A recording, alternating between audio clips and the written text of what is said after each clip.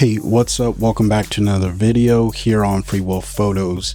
Today, we're back inside of the editor's mind, and yes, that's my mind, of a photo that I was doing for a challenge on a website called Guru Shots. I'll leave a link down below, and I'll make a separate video that talks about Guru Shots and if you should compete there or not. But for me, I find a lot of inspiration, and it really just gives me a reason to grab the camera and go do things. And today's photo is a prime example of that. Now, I am inside of ON1 Photo Raw, so if you want to pick that up, consider using the coupon code FreeWillPhotos20. I make a small commission, but you get to save some money at the same time, so it's a win-win.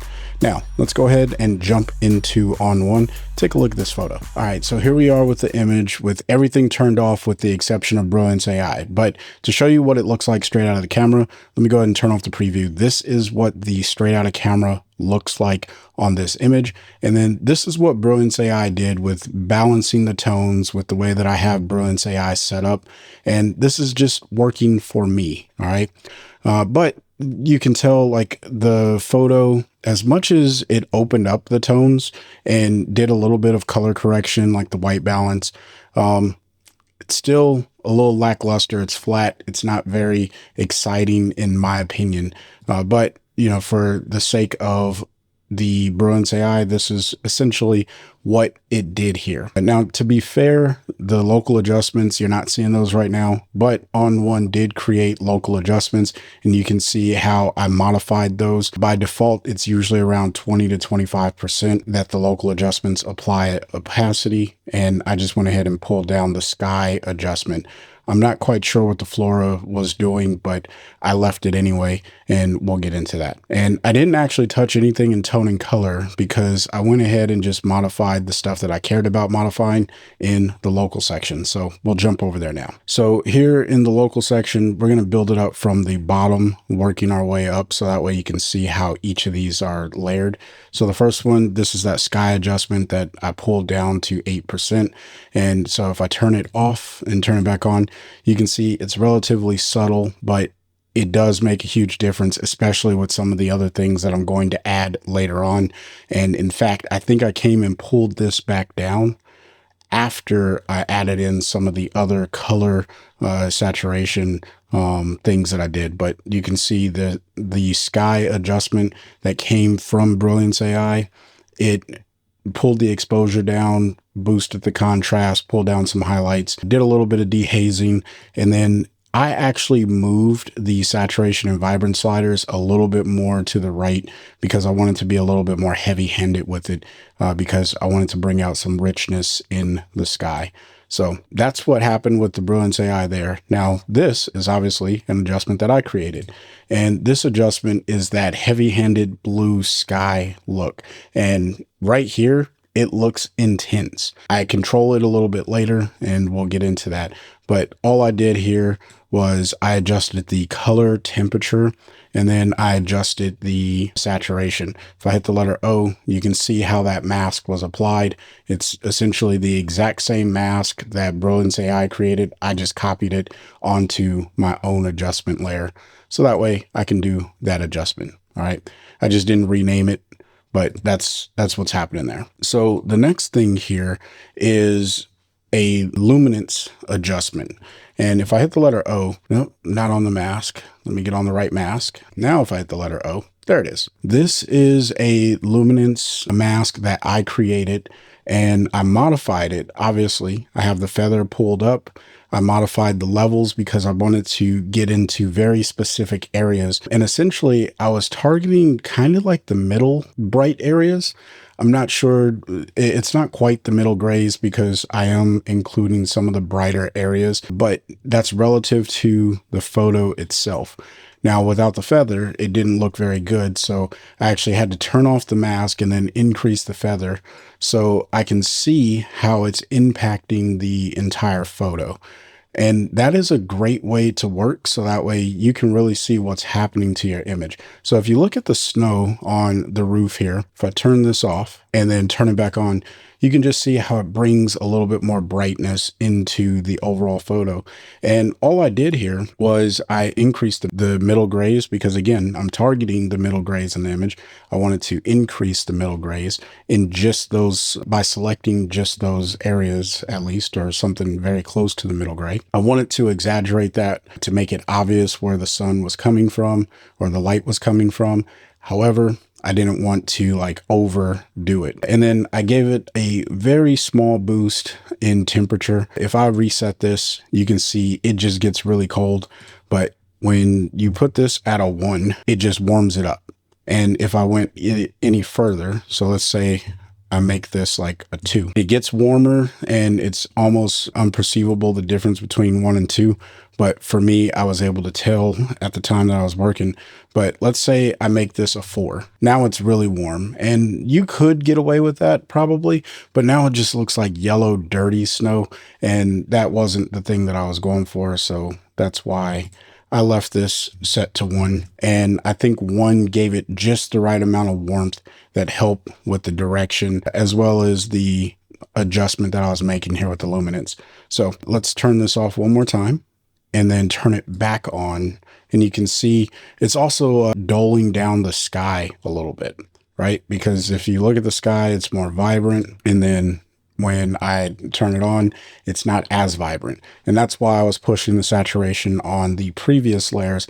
And, you know, sometimes you got to, or at least this is how I work, I like to increase the volume on my colors to come back and really fine tune them with other tools or different layers as I work on other things. It really does help me see the image in a different light, no pun intended. Hey, let me interrupt for a quick second and let you know that On1 Photo Raw is having a virtual conference. It's called the Raw Unleashed Conference. And this is going to be a great opportunity for guest speakers to share their knowledge and understanding of On1 Photo Raw and giving you creative ideas of how you can use it in your own workflow. Now, some of the speakers that you're going to have at the conference, you already know, like Dan and Dylan. Then there's going to be people that are outside of the On1 team, such as Scott Davenport, Scott Kelby, Anthony Morganti, Austin Jackson, and Rick LePage. I think this is going to be a great conference for anyone who's looking to really grow in the richness and knowledge and the usability of On1 Photo Raw in their own workflow. So consider buying a ticket today. And if you want to save a little bit of money, consider using my coupon code FreeWillPhotos20. If you check the description box of this video, you will find the link to the page where you can purchase a ticket. And if you got questions, leave it in the comment section below. Now, let's get back to our content. Then we have this flora, which I'm not sure what it's actually, and that's not the right mask. Got to click on this, activate the mask, and then hit the letter O. So this wasn't actually doing anything. Now, I didn't even look at it. It's like identifying part of the pole as being flora. And if I turn it off, like there's really no impact. So that was just me being lazy. Like, I'm being honest, right? I did not even care to look at it. I thought it looked good, so I left it alone. But now that I'm looking, now that I looked at the mask, it was not really doing anything of significance. So here's where the photo started, the out of camera look. And then this is where we've gotten to so far. I could have stopped here, but I went a little bit further because I wanted to do a little bit more things to the photo to really give it some life. And that's why I went ahead and I added in these 2 filters. The first one is a glow. And if you're not familiar with the glow filter, it kind of takes the edge off of things and gives the photo a little bit more of like a hazy feel. In essence, it makes it glow. But based off of the blend mode or the mode that you choose down here, you'll get different looks. Now, soft light is the default look. And I did experiment with a few different looks. Like, I thought multiply may have worked out, but it just wasn't giving me the right story or feeling for the story that I was going for, which is this lamppost on a sunny day, you know, in a neighborhood, right? Because you can tell that there's homes. That was all intentional, is to make sure that this was going to be bright. And, you know, people get a little bit more cheery when it's bright and snowy. At least I do.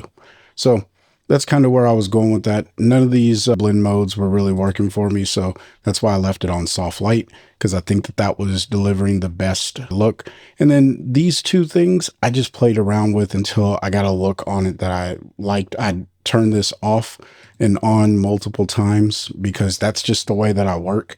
I need to see how the effect is applied to the image and then figure out if I want it to stay that way or if I want to change it. All right, so that's kind of the look there. And then I added in a color enhancer. Now this color enhancer, let me turn it off real quick. You could see I went back to the sky. All right, this color enhancer is really pushing the blues in the image. And really it's also increasing saturation and vibrance over the entire image. But where I want you to pay attention to are these blue areas that are kind of in shadow here. All right. Let me go ahead and turn this back on, and you can see it kind of darkens those down, gives them a little bit more richness, but it also pulls out the blue. And I think that it complements what's happening very well here because the shadows have a blue hue to it. And in theory, shadows are going to be cooler than the areas that are brighter and warmer. And that was what I was kind of pulling and trying to play with to articulate in the image. Now, would you have figured that out, or would anyone know that just by looking at the image? Probably not, but you can sense it because it makes sense to your eye. It's relative to the eye, and this looks like you could walk outside and see this exact image right in front of you. All right, and that's kind of the goal of what I was going for here. So you can see I pulled the saturation down in the aquas. And then on the blues, I left those alone. And then in the purples, I pushed the saturation and also pulled down the brightness a little bit. I didn't mess with the range. I left those all in the default. The other colors, I don't think I actually moved any of them. I left those all alone.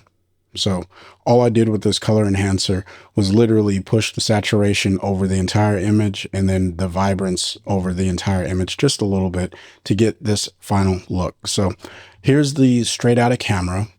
It is a really good starting point, but it was relatively dull.